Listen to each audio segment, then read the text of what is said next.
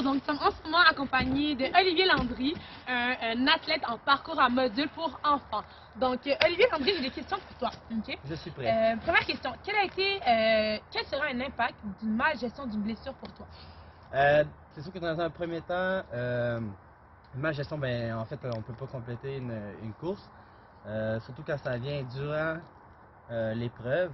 Donc, à ce moment-ci, ben, ça peut avoir des répercussions sur tes résultats, mais aussi sur ta santé, puis aussi sur la suite des choses, sachant que justement, ben, le fait que tu te blesses en compétition, mais ça donne peut-être pas l'envie de continuer par la suite. Parfait, merci. Ma deuxième question pour toi serait comment selon toi on aurait dû prendre soin de ta blessure, sachant que justement tu t'es blessé au bas du dos lors d'une compétition. Donc, j'aimerais savoir c'était quoi justement, comment qu'on aurait dû procéder. Dans un premier temps, c'est sûr que de mon côté, j'aurais dû faire une rétroaction avec mon entraîneur.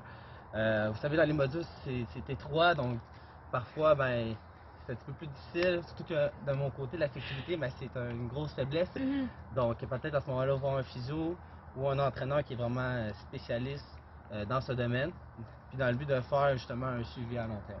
Parfait, merci. Ma troisième question pour toi, c'est maintenant, tu as été athlète et maintenant tu es entraîneur dans la même discipline. Quelles seraient les meilleures techniques ou moyens de gérer une blessure pour un athlète selon toi durant une compétition ou quoi que ce soit? C'est sûr que durant la compétition, c'est un petit peu plus difficile. En fond, le travail doit se faire avant. Donc, c'est sûr qu'il faut avoir un suivi régulier, avoir une bonne communication entre l'entraîneur et l'athlète. Je pense que ça commence de là. Puis que par la suite, si justement il y a une ouverture du côté de l'athlète, c'est beaucoup plus facile pour l'entraîneur de savoir qu'est-ce qui se passe dans son environnement. C'est sûr que l'entraîneur il est là comme pour guider l'athlète.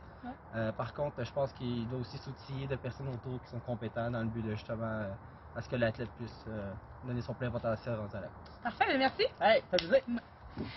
Wouh! Oh, moi je pense pas.